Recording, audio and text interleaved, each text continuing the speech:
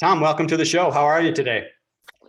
Awesome. Really appreciate you inviting me on today. I'm here in very rainy, dreary summer San Francisco, which is kind of part of the course here. Well, good. Yeah, great to have you. I'm really excited to get into the topic of, really what your company does. The listeners just heard an intro about, you and what the company is. So I'm really excited to dig into that. But as I kind of kicked off to you before we started, this podcast is really about kind of discovering what people want to do with their lives and creating change. And so, in that vein, if you could just start by giving us a little bit of backstory on you, where you're from, and how you kind of got to San Francisco. Yeah, you can probably tell from the accent that I'm not a native to San Francisco by any stretch of the imagination. And my backstory isn't particularly unique, but it is critically connected to what I do now at Forage. So I'm Australian. I was raised in a small regional town called Wagga Wagga, which is a funny sounding town. I had the opportunity to go off to school to one of the big cities, and then I ultimately decided to study law, which you study undergrad at one of the big universities in Australia. Now, I didn't come from a family of kind of accountants, bankers, lawyers. And so some of those critical, like early life decisions, I had some pretty poor proxies as to why I was choosing a particular career path. So I decided to study law because my parents said that I had a real penchant for arguing as a child, and that was the natural next step for me. And when I got towards the end of my law degree, I had despite having a great education, I had no real idea where I wanted to start my career. And at that time, I often joke about it, but unfortunately it's true. I was up to my neck in watching Suits and Boston Legal. And instead of using any sort of meaningful data point on where I should start my career, I literally used Boston Legal and Suits as a decision to go in and become a corporate, like an M&A attorney. And shock horror, that is like not a great reason to choose a career. Unfortunately, I wasn't Harvey Specter or Lewis Litt walking around. My expectation around what the role was going to be and the reality of the role were two very different things. And what I kind of noticed was that there was this significant information asymmetry between what I thought a career entailed and what the career actually entailed. And so I did that for a couple of years. I was a really bad attorney, which meant that I was even more miserable in my job. My skills and interests weren't aligned to it. And I kind of reached this inflection point where, I'd come from a family of small business owners, and I thought, why don't I go and try solve this problem myself? And that was, in retrospect, I kind of lose my breath thinking about how reckless I was in terms of leaving this like great job and great career that I'd worked hard to get into, to basically start again and build a company from scratch. But we started building this company, which I'm sure we'll get to in a moment, around how to help young people make more informed and deliberate career decisions. Started that with my co-founder, Pasha. It was just two of us. And started building the company in about 2017, and then decided that the US, like the pain points that we were solving, were acutely felt in the US. And my wife was also a technology attorney. She's Australian. She wanted to move over to the US as well. And so, yeah, we came right into the heart of it. We moved over to San Francisco in 2018, and have been here for the last 4 or 5 years building the company. And we started with 2 people in the company. As of last week, we just crossed 100 employees, so it's grown really quickly in a short period of time. But yeah, that's probably too much information, but that's how I ended up sitting where I am now. So you just said San Francisco is where it's at. Tech hub of the world. That's where we got to be. That was the thinking there. Yeah, I think that's changed even in the 5 years that I've been there. I think COVID accelerated the internationalization of like where you can build a company and like where external capital can come from. We're like a venture-backed company, we're a tech company. And so like historically, San Francisco and the Bay Area is the place to come. I still believe that it is the best place in the world to build a technology company. But I don't think it is as important that you're in San Francisco today as what it may have been pre-COVID. So when we moved over, it certainly was the place to be. But I think people now have a more open mind about where great founders and great companies can come from, and there's not as much pressure to build tech companies from the Bay Area compared to the pressure that there used to be. Got it. So a couple of just, interesting similarities, I think, between our stories. One, I almost became a lawyer, or at least almost got a JD. I come from a family of lawyers. My dad's a lawyer. My uncle is a very successful lawyer. We got a few doctors in the family. So very, career path and smart people. And as that guy who was like, God, I don't know what I want to do. Like, there's too much out there that's interesting. That kind of that just natural inertia of having a path. I almost kind of succumbed to that, and I had a moment where I was gonna go to school and get a joint MBA, JD, and I just, for whatever reason, I said that's not for me, and I can't explain it other than it was just a feeling.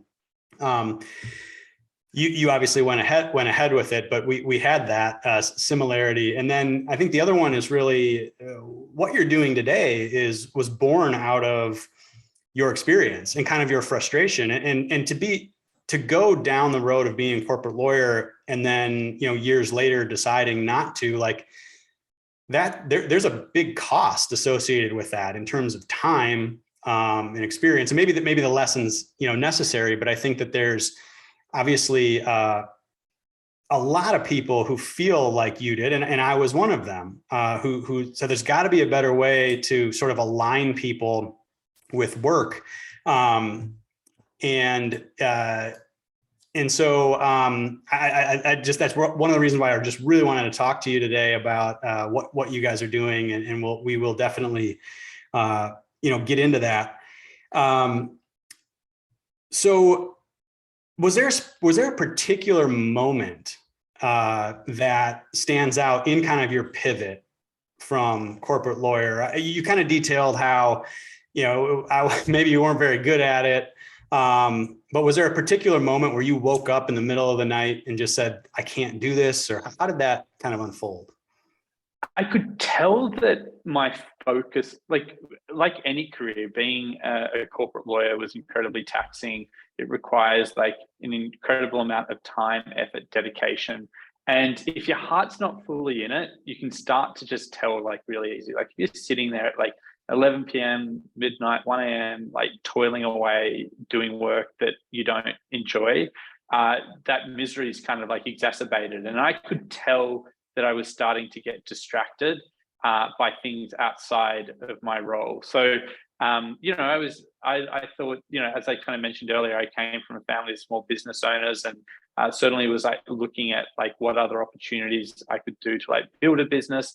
But quite honestly, I actually tried to get a job in kind of early stage investing in an early stage startup, but no one would hire me, because the only reason they would hire me is because they're like, oh yeah, we need a lawyer in our team. And I was like, no, but I don't want to be a lawyer. And they'd be like, yeah, but you are a lawyer. And so I actually found I was like really pigeonholed into being a lawyer. And that gave me job security, but it also was almost quite suffocating in terms of like my ability to kind of break free of the shackles of like the legal profession, because I'd been pigeonholed into that. And someone gave me I forget exactly who gave me the advice, but when I started trying to apply for these jobs, I started getting feedback like, why don't you just go and like build something yourself? And I had been on the side working with my current co-founder. We'd been building a network of young people to be mentors to students from kind of broad and diverse backgrounds that didn't have access to young professionals to kind of help them guide the job guide them through the job application process. And we started building some tech around that, and it kind of just snowboarded. And then we fortunately bumped into these two guys who were so enamored with what we were building and why we were building it in our spare time that they offered to invest the equivalent of 45,000 Australian dollars, which is pretty much the equivalent of like $30,000. So not like a ton of capital, but it was like something to start with. The only condition was that we left our jobs in 7 days and started working it on full time, and we'd work in the office next to them. And so, I'd never said to my wife or anyone in my family that I was going to, had been considering leaving my job. And quite honestly, I came home and said, hey, I want to talk to you about something. I've been doing this thing on the side. Well, I've got this like opportunity, a little tiny bit of capital to like go off and get started, but it means that I've got to like leave my job, leave the law, and start from scratch. And credit to those closest around me, including my wife. They were like, go for it, like have a crack and see what happens. And so it was like a very it escalated very quickly. From one day I wasn't thinking about doing this full time. I'd been doing it as a hobby, and then this like little opportunity came up, and I just took the plunge. And that was that. 7 days later, I was like, in my t-shirt and jeans with a backpack on, walking to a different part of the city with, no salary, no nothing. And kind of had that challenge of building something from scratch. Takes a certain amount of confidence to make that kind of decision, I think, like in 7 days. And it, it's a pretty drastic decision. Where do you think that came from? Like, was it an innate sort of confidence in your abilities, or was it more, I just got to get out, like this situation soul sucking and I got to get out? There are different inputs. Like there wasn't like one single reason. Certainly I certainly wouldn't say it was because I had innate confidence. Like I never thought I'd be a founder. I never thought I would kind of build a business. I never thought I was like competent enough to do that. But it was a mixture of, I was miserable in my role. I was super passionate about the problem that I wanted to solve. So I didn't know what the solution was, but I was really passionate, and they were interlinked. So like my misery in the role was connected to my passion to like, how do I help other people make more informed, deliberate career decisions so that they're choosing the jobs which align with their superpowers and passions earlier, so they may avoiding the mistakes. I didn't know how to solve it, but I was really passionate. Like, there's got to be a better way to solve this because traditional education doesn't do a great job of doing that. And then it was also an input of not so much the faith in myself, but the faith that other people around me were placing in me. And I want to acknowledge not everyone can do what I did, in terms of like, I was privileged enough to have a spouse at the time who had a salary, who could support, pay the bills, pay the rent. And, it would have been a lot harder to do if I didn't have someone kind of supporting me that way. But it was a combination of the faith that was shown in me from my family and my wife and those close around me, my passion for solving this problem, and my misery in the role that I was in. They were the three driving things that were, when I made the decision. Honestly, I didn't really stew on the decision. I just knew, I was like, all right, I'm going to do this. Okay, cool. So who, like you mentioned your wife, who maybe it's her, or who else maybe has influenced you the most in terms of your career in your life, or particularly around that specific, inflection point? So obviously speaking about my wife, but my parents, cliche answer, but my parents are small business owners from, spent most of their career building a small business in regional Australia. And I often look back, I was just talking to you before about how I've got an 18-month-old son, and I think about what is the type of parent that I want to be. If I could be half the parent that my parents were to me, I will be exceptionally proud of what I do. And what my parents did is they gave me they gave me the tools to succeed. They invested in my education, and they gave me the tools to succeed, and they gave me the space and like a license to fail, to go off and do things that maybe they didn't like agree with deep down, or they thought was risky, but ultimately they're like, they're like, hey, you got to go and carve your own way, and like you should have a crack at these things, even if they may have had some reticence around, how risky the life decisions I was, I was making. So, and also just kind of seeing the way that they built small businesses and they treated their staff and they treated their customers. That's been like hugely influential in the way that I aspire to be as like a business owner and as a manager and as someone who works closely with our customers. I certainly try and internalize like their sense of service and their sense of humility in the way that I live my life. And as I said, I've got a long way to go to kind of get to the standards that they've hit, but they've been incredibly influential. And I wouldn't be able to do what I do, but for their contribution to my upbringing. Yeah, that's great. And I feel very similar about my parents. I was fortunate that they invested in my education and gave me the tools. And I think like the number one thing I would say, because very, very similar. Like again, my father was a lawyer, had his career path, and I went on and did a bunch of weird things, and I'm sure they thought were risky, and you didn't quite know if I was going to make it or whatever. But they were supportive. Go for it, try it, and we're here. If if it doesn't work out, like that kind of thing. And then I think the number one thing that they did was, or at least my dad was, he just helped, because he was a lawyer. He just helped me think through the problem from all the angles. And I think like that was almost his need. Like he needed to know that I could think through it. And if I could, it didn't matter what I did, right? Because I was cognizant and aware of all that. So I've often thought about that and then in context of how I want to parent my kids and what I want to do. And I kind of boil it down to like, I'm a coach, like I'm their coach. Yeah. And so that's how I think about it. Like I want to be supportive. You need to give them the space to shoot for the moon.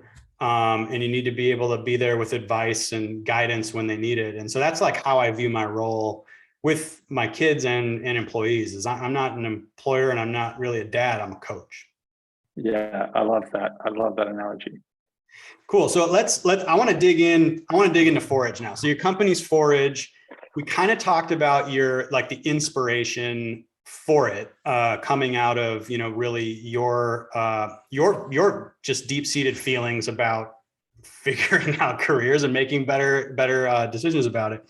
So how does Forage work? What is the specific problem that you're kind of trying to go after, I guess, and what was the light bulb moment where you kind of figured out it was the flywheel is going to work? Yeah, so fundamentally the problem that we're looking to solve is this very obvious gap between the world of learning and the world of work. Traditional forms of education don't do a great job of giving young people the skills or the tools to make like informed and deliberate career decisions. So what ends up happening is they end up in roles like I did, where you're miserable, and we've kind of popularized this idea that as a young person, you need to bounce around a couple of jobs, first 10 years of your career, and you kind of hate some, you like some, until you figure out, what you're good at. And I'm like, that's just like a dumb way of doing things. Like, why do I have to waste 10 years of my career to find a job which aligns with my skills and interests? And if traditional education isn't going to focus on that, then who can focus on it? And we actually think employers actually have a lot to gain from young people having that career readiness and making better career decisions, because ultimately that means that they're ending up with talent which truly are aligned with their roles and interests. So one of our fundamental insights at Forage is rather than employees hiring first and training second, how do you get employees to train candidates or students first and hire them second? And the way that we do that are through online job simulations. So these are 5 to 10 hour simulations which replicate what it's like to work in a particular company. These simulations live on Forage, and allow you to road test different careers, build skills, build confidence, and understand if I'm sitting at my desk in this particular role in this particular company, what are the types of things that I'm going to be doing? So we work with companies like Lululemon, Electronic Arts, Walmart, BCG, Goldman Sachs, PwC, and these companies are creating these simulations that allow any student, there's no cap on involvement, to build those skills and confidence. So if you enrolled in our electronic arts software engineering job simulation, for example, you'd be learning how to build a fictional new game called Vaxman. You'd be learning how to use Python and C++. You'd be learning how to mitigate cybersecurity risks as you develop that game. The whole idea is like, yeah, if I'm sitting at my desk in this particular company, what are the types of tasks that I'll be doing? And let me get my hands dirty. Let me have a crack at those tasks before I actually like apply for roles at these companies, so I can make more informed and deliberate career decisions. So we've got 150 employers who have posted about 270 job simulations on Forage. We've had 3 million students go through these simulations over the last 2 years, and we work with 700 universities around the world, 400 here in the US, who actually integrate this catalog of simulations into their coursework. So now universities are starting to use this content themselves to help prepare their students for the world of work. Yeah. Okay. So that makes a lot of sense. Like there's this sort of, design, when you go through like human-centered design, there's this kind of principle. It's like diverge, then converge, right? Like diverge and see a whole bunch of different options, right? Feel what they feel like relative to each other, and then converge on the ones that make the most sense. And like, college is like the exact opposite. It's like, well, we're going to give you some basic skills and then go pick something randomly and then go figure it out. It's like, no, that doesn't make sense. How do we diverge, converge? And so when I came across Forage, I was like, man, this seems to be one really good way to do it. Like as a student, I'm assuming I can go on there. I could take 10, 15 of these things and really get some insight quickly in a couple hours on what that job's like and what I'm going to do. And then do you also work on, is there any, I guess, perspective on career path from the job, or is it pretty job specific? Yeah, so it's pretty job specific at the moment, but we are figuring out how to support. So we're starting in early talent right now, but and I know a lot of your audience is, career changes or whatnot, but that idea of like training first and getting hired second works with students. We don't think that's like the only place that it works. We think wherever there's information asymmetry between a candidate and an employer, it makes a ton of sense for that employer to take the time to pre-train that talent, or we call it pre-skill that talent, through these job simulations. So we're just about to release a new program with quite a large employer, which is focused on helping parents who want to re-enter the workforce. And other examples is a lot of our partner companies are in the process of creating programs for military personnel who are transitioning into civilian life, or high school students that are thinking about corporate apprenticeship programs as an alternative route into professional work, as opposed to doing the 4-year college degree, which is out of reach for so many people here in America and globally. So we think that the idea of this kind of train first, hire second doesn't just just have application in this early talent. There are different inflection points within a candidate's career where they can be using these simulations to build skills, build career visibility, and make those more informed, deliberate career decisions as they go along. Yeah, so that makes a ton of sense. I spoke with the CMO of the Americas of Google and talked about their certifications and things like that they have going on, and partnering with universities around the world doing similar thing. Do you have are there like certifications that come with this that people can use on their resume, or how does that all work?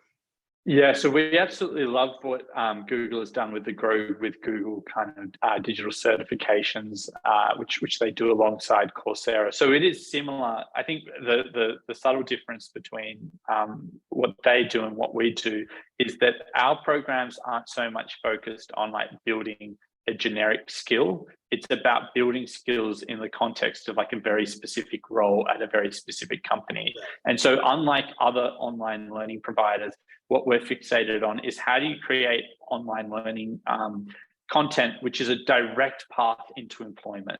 Right. So it's not like I do a certification, I have a certificate, I then go to an employer and hope that they like care about that certificate or they, place some weight on it. It's like, no, the employees themselves are crafting these curriculums, and they're using it as a way to build a talent pipeline with the intention of hiring those people into their organization. So if you finish our programs, you do get certificates, you do get certifications, you can use it on your CV, you can use it in your application process. But most importantly, our partner employees there are looking at the candidates, wanting to bring them into the recruitment process and like ultimately with a view of hiring them. So with some of our largest customers here in the US who are hiring 1, 2, 3,000 entry-level hires each year, we're now seeing that 50%, up to 50% of those hires are coming from their job simulation on Forage.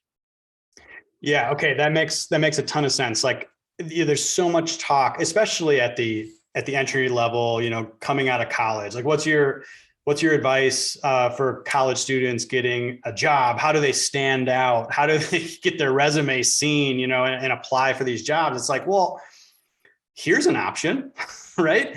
Like, get in the funnel. We're talking, because you're talking about actually getting people in the funnel and exposed directly to hiring managers who are looking at the data, seeing what you're doing, and basically making points, on a line in terms of knowing you and what you're about and who you are, well before there's a resume exchanged.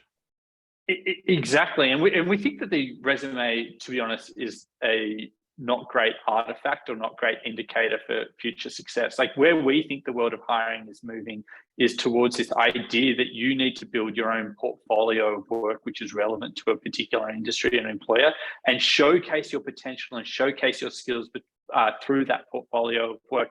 You'd never hire an architect, you'd never hire a graphic designer without like looking at the work that they do. You'd never look at their CV or what school they went to. What you'd be looking at is like, show me some of the work that you've done. Is that aligned with what we're looking for? Is that aligned with our brand, our business? And so we think that that's going to happen in professional services, in entry-level roles, in corporate roles, is that we're going to move towards, when we talk about skills-based hiring, we're going to move towards this world where the best thing that candidates can do is build a portfolio of work which showcases their intent, showcases their skills to specific roles in specific industries. And Forage does that. You can build that portfolio in Forage, and employees have access to those portfolios so they can make more informed hiring decisions rather than looking at what school you went to, what your GPA is, things that we don't think correlate to long-term success,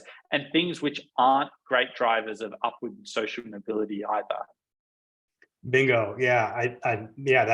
That makes a lot of sense. A lot of sense to me. The value prop makes a lot of sense. I think that's where the future is going. And like I just keep coming back around to this idea of you're in the funnel. you're like that. You're exactly. Like 2 or 3 steps closer. So we've talked a lot about how it works, value proposition. Can you just maybe like walk our listeners through, what they expect in the experience, like what they kind of see and what they can do. And I know we don't have, a screen share right here. This isn't a demo, but I just want to give our listeners kind of an idea of what they're kind of going through or doing when they kind of land on For sure. So firstly, all of our simulations are completely free and open access, whether you're a student or not. So any listener can jump onto Forage and interact with our content for free. So we'd highly encourage anyone who's interested to go and check it out. But you would jump onto Forage and there's like a catalog of different courses. We do a little bit of like upfront getting to know the person, our tech basically gets to know the person who comes onto Forage and like starts matching them with like potential simulations.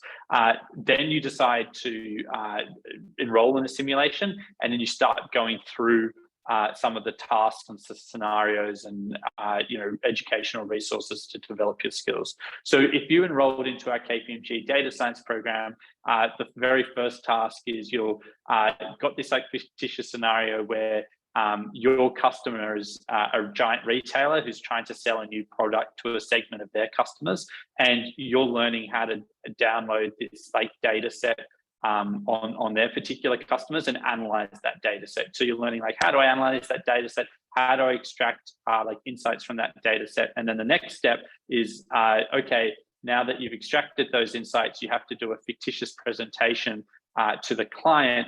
And in the process, you're learning how to use Tableau. How do you present those insights through data visualization software? How do you present to a customer? So the whole idea is like, it's that day in a life. Like these tasks are meant to kind of mimic a day in a life of being a data scientist at KPMG, highly specific to that particular company. And then when you finish, and there's no time limits when you finish, that's where you kind of get a certificate. You can use it on your CV, you can use it in your cover letter, you can use it in your interviews, but also the employer can start reaching out to you and being like, hey, like we'd love you to apply for, this particular track or this particular position. And that's like that point that you made, that they're already in the funnel. You've got the employer proactively reaching out to these candidates. Got it. What's the typical range of like time involved to complete one of these things? Is it a big range? Is it pretty uniform, or how does that work? Yeah, so a lot of our programs kind of take 5 to 7 hours to complete, which we don't think is like so long that it's prohibitive to exploring other programs on our platform, but it's not so short that it's like gimmicky. We are experimenting with shorter form simulations at the moment. So MasterCard, Visa, Lululemon, Red Bull have just released programs which are simulations which are 2 to 3 hours in length, and we are constantly experimenting with the length and medium in which that kind of job simulation content is delivered through Forage. But yeah, so you can kind of typically think of them being anywhere from like 2 hours on the lower end to 7 hours on the upper end in duration. Okay, so you're kind of experimenting with like almost a sample format versus like an acquire the skill format, a serious versus browser kind of mentality, it seems like. Yeah, so what we do is, because we work with so many employers across so many different industries, we make sure that the content doesn't overlap with one another. So if you were interested in becoming an investment banker, for example, you could do like our Goldman Sachs, our Citibank, our HSBC, we've got our JP Morgan one. There's like multiple ones that you can enroll in, and you're acquiring new skills through each of those simulations. So while the simulations themselves might only be kind of 6 to 8 hours, if you started doing all of them, they're all allowing you to build different skills as an investment banker. There's like 80, 100, 200 hours of content if you so wished to go and engage with all of that content. But there is a balance between not having the content so long that it is prohibitive, because like the whole idea here is like career discovery. And so like not everyone wants to spend 2 hours learning, 200 hours learning to be an investment banker. Some do, but not everyone does. And so it's that balance between how do we give them enough content to road test it while going and figuring out, maybe they want to be a data scientist at Walmart, for example. Maybe they want to be a consultant at BCG, for example. So giving them that kind of balance to be able to explore industries outside of the ones that they assume they're aligned with. Okay, makes sense. And then you were talking about how the hiring managers are seeing applicants and all that kind of stuff. Is there an issue between competitors? So again, I don't know all of the companies that you have, but I'm wondering if Walmart has a data science program or module and Amazon does, are both companies able to see that candidate, or does a candidate have to essentially double the work? No, so you, the employer only has access to the candidate that has enrolled in their particular simulation. So if in that specific scenario, if you had enrolled in like the Walmart data science program, then you wouldn't appear in the Amazon, in the Amazon pipeline. There's nothing stopping that student from going and enrolling in the Amazon pipeline and starting to do that content as well. In saying that, we do want to move towards a world where we talk about like a shared talent marketplace, where it's actually in companies' interest for them to work together and ensure that students are making informed decisions about which brands do align with their skills and interests. The truth of the matter is that these companies are only hiring like 1% of the candidates that apply to their organization. So what happens to the other 99%? Like my strong perspective and what we educate companies on is like, it's no skin off your nose if we go and help those 99% of candidates find roles elsewhere which do align with their skills and interests. So we would love to see, and we're trying to proactively foster greater collaboration and teamwork between competitors so that the right candidates are ending up in the right roles in the right organizations, which ultimately we think benefit the individual companies themselves. Got it. Yeah. Okay. That makes a lot of sense. 1% versus 99. Everybody's got to fit in, somewhere, and we got a shortage of talent right now, right? For the amount of jobs. So it makes sense to have some cross collaboration. I'm glad you're working on that. Anything I'm kind of leaving off the table? Anything else that we haven't covered about Forage specifically that you want to share? No, I think you've done a great job of extracting kind of who we are, what we are. I think the only final point that I would punctuate is, we're really focused on building or kind of reshaping the recruitment process and the education system to be far more accessible. We don't think that the recruitment system, the way that it currently works, is great in terms of fostering social mobility. Like, the truth of the matter is, like, not everyone in the US is starting from the same starting position. Your ability to access a 4-year college degree is disproportionately connected to the socioeconomic, circumstances that you're born into. And so, like, unless you think that, like, the wealth that you're born into is like a proxy for intelligence, which I don't think like any rational person would believe, we need to think about how do we create recruitment process? How do we build an education system which is far more equitable and accessible to a larger, broader, and more diverse kind of candidate audience? And so that's what we're really fixated on Forage, is like, how do we elevate candidates from historically marginalized and overlooked backgrounds, whether they're going to schools that companies have not historically interacted with, coming from backgrounds that companies haven't historically interacted with. How do we elevate that talent and get them into these organizations, which is, ultimately a good thing, and also a great thing for those businesses as well. Excellent. Thank you for that. I appreciate it. That's a great point that we didn't really get to, and that needs to be talked about. What's your kind of, I just have 2 more questions. What's kind of your best advice for a young person just starting out, looking to build their career or make a career change, or just like really get on top of executing on that career? What comes to mind for you? Yeah, so I don't know if I'm got the authority to start giving advice, but if I was to give advice, I think the one thing is, I would say to a young person is, like, maximize your surface area of luck. Some people kind of look at, candidates or, whoever it might be, and be like, oh, that person got lucky. But if you typically kind of reverse engineer what they've done, is they have thrown themselves into like a ton of different opportunities and maximize their surface area of luck, as opposed to like 10, 20, 30, 40 years ago, where it was enough to go off and get a 4-year college degree at a good university, good grades, and that would kind of like set you up. Like those days are over. What we're seeing is that as companies, employers are starting to look for what the candidate is outside of that. What are the other things that they've been doing? And what I would say to a young person is like, what are side hustles that you can do? Who are people in industry that you look up to that you can reach out to and like build connections with? Like, what are the types of things that you can do which broaden your surface area of luck? I fully acknowledge that people are coming from, the ability to access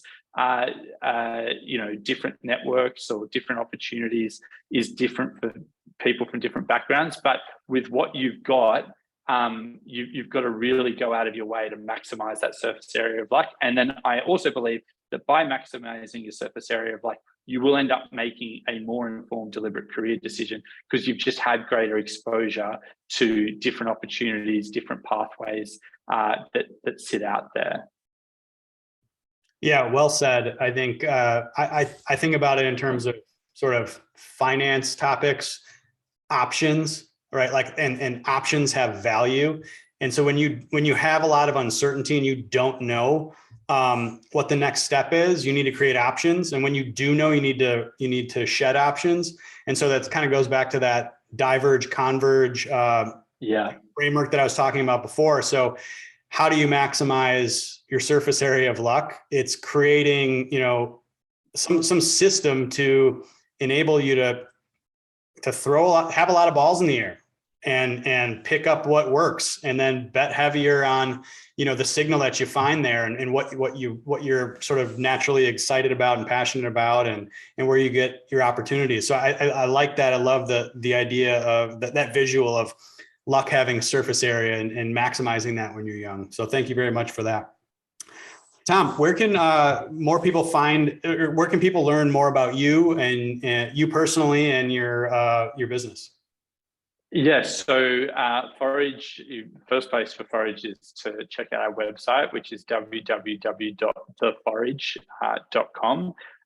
We're also very active on LinkedIn, so you can find me on LinkedIn, which is like Thomas Brunskill. But also feel free to follow Forage as well on LinkedIn. We have like a ton of career resources, helping career changes, young people kind of build kind of information, knowledge around how to find their first job. But yeah, www.theforage.com or on LinkedIn is the best place to find us. Great. We'll make sure we have links to all of those in our show notes when that comes out, so people can read online and click through to all of that kind of stuff. Tom, really appreciate you being on here. I enjoyed our conversation. Best of luck to you and your mission. I think it's a great one, and I'm excited to kind of keep following your progress. Thanks, Mike. Really appreciate it. All right. Take care.